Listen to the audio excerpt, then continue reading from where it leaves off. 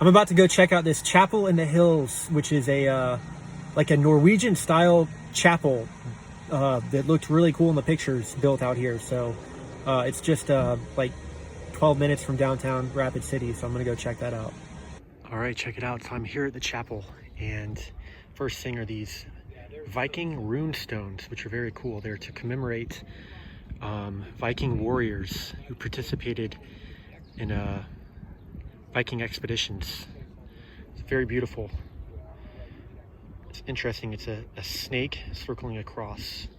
This one are kind of like two snakes intertwined, a big red one and a small yellow one. This is so neat.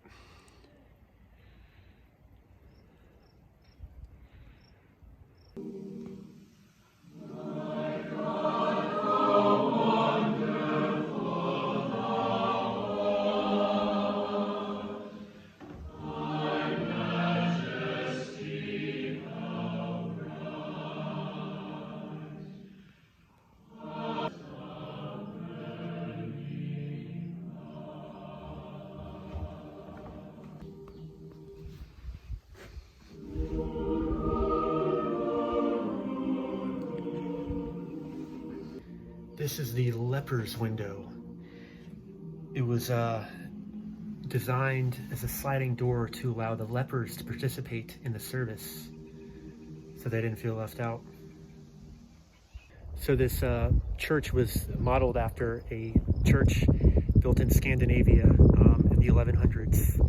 And if you look at side-by-side pictures of them, it looks exactly the same. So, and all the intricate carvings, they didn't Scandinavian shipped over here, but they actually built it here out of local cedars. Check out the view from the front. You can see multiple layers of crosses. At the top, there's a rooster that symbolizes Peter's denial of Christ. The rooster crowing 3 times. A lot of symbolism here with the number 3 to represent Father, Son, Holy Spirit. There's some symbolism with the cross, or with the arches and the number of crosses, with the number 12, the 12 disciples. You can see up here, these are the snake-like dragon formations that were on the front of Viking ships. And so this was very similar to that, apparently.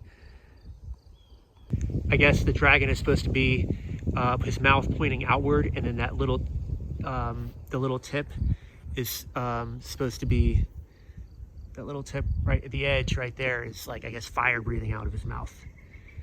And the crosses are supposed to symbolize Christianity's victory, like the more crosses than dragons are supposed to symbolize Christianity's victory over the pagan world.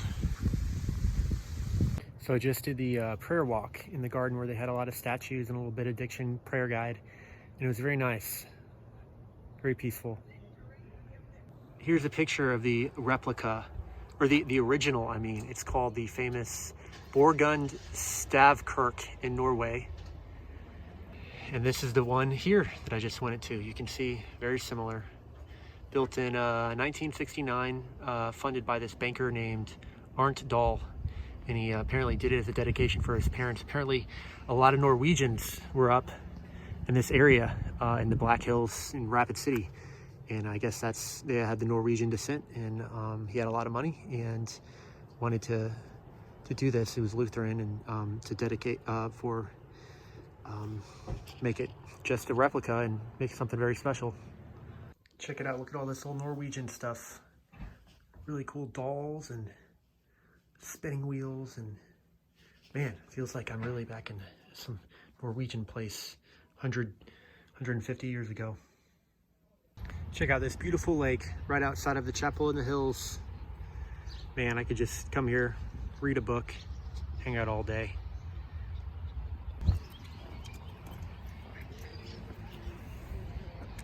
See all the algae down there.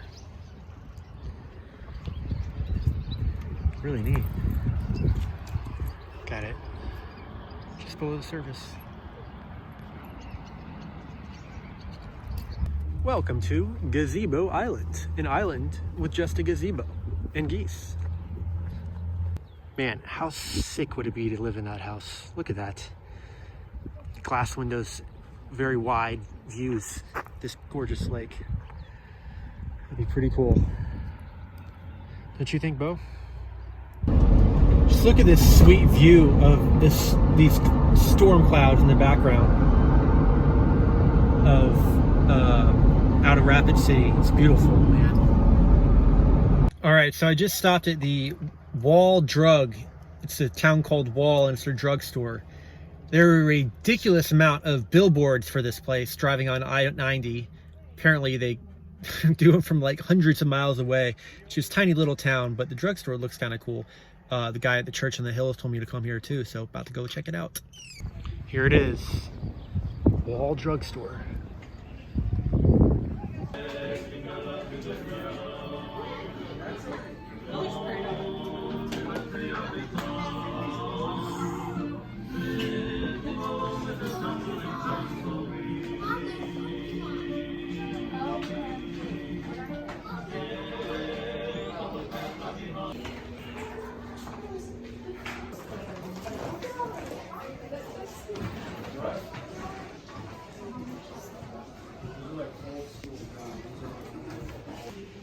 Black powder pistols.